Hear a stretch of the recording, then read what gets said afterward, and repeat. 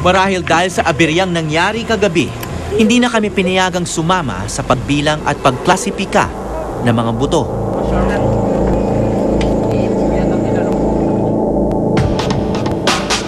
Pero may bagong aberya rin palang kinakaharap ang grupo ni Santos. Siguro, ayusin muna itong mga problema dahil may lumabas dito sa newspaper na ang sinasabi dito, sindikato daw kami. Pero may permit naman kami sa Philippine government. Nakarehistro pa kami sa SEC. Pinupunduhan naman kami ng Japanese government. Paano kami naging sindikato?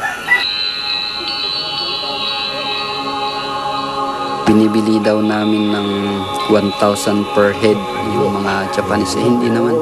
Pero ang ginagawa namin is yung labor nung nagpukay. Kung 2 days siya, 3 days siya, yan yung babayaran namin.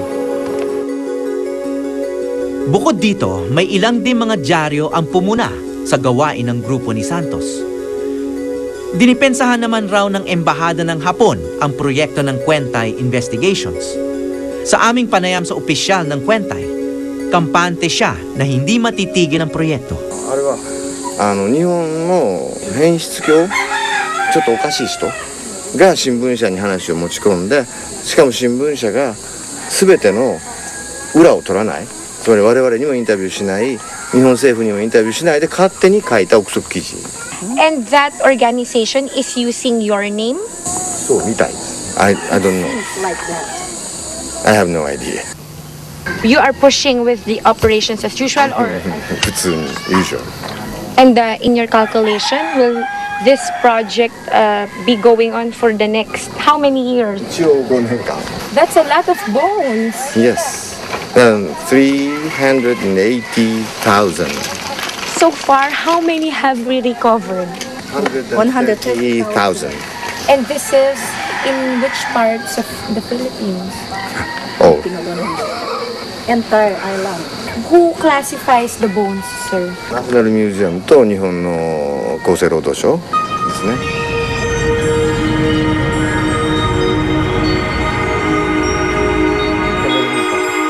Si Ernie Firme ng Ceramics Division ng National Museum ang nakatalaga sa pagklasipika ng buto ng mga sundalong Hapon. So, paano nyo nalalaman na buto talaga ng mga Hapon yun? Minsan may tatawag sa akin, Sir, may butong natagpuan doon. Believe na Hapon yan. Anong associate may mga butones ng Hapon? Kasama yung mga helmet nila, kasama yung mga sole, sapatos. I-report sa Japanese government. Magkukuha ng isang grupo, pupunta rito for information gathering, verification, and confirmation. Idodokumento nila yon.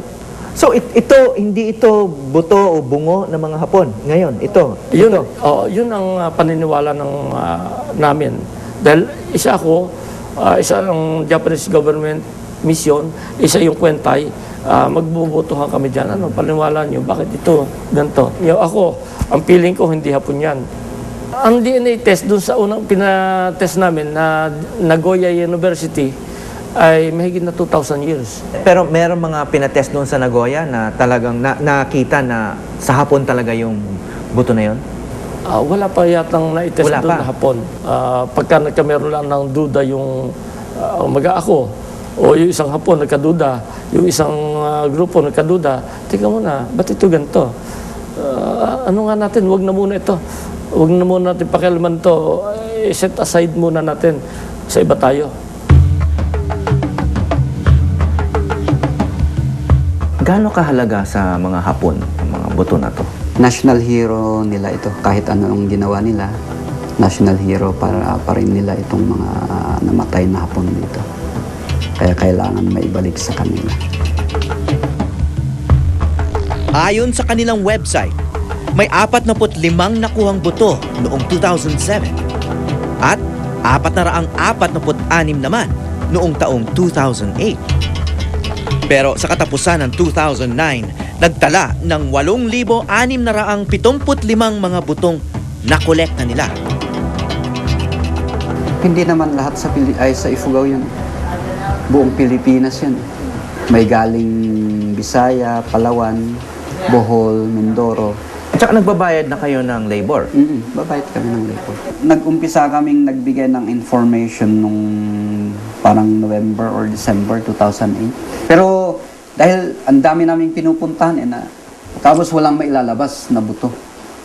Pero nung sabi namin na ngayon may budget na binigay ang Japanese government, so kailangan hindi naman kayo lugi. 250 a day. So pag wala kayong ginagawa, maghanap kayo ng buto. Pero kung ganun, na hindi sila mababayaran kung wala silang mahukay, baka nga kung saan-saan na lang sila naguhukay.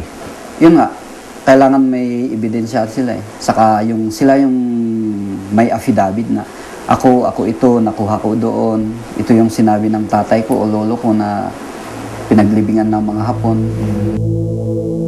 Sa gitna ng mga ibinabatong issue sa grupo ni Santos, sintigas ng buto ang paninindigan niya. Nakalansay ng Hapon at hindi Pilipino ang kinokolekta nila.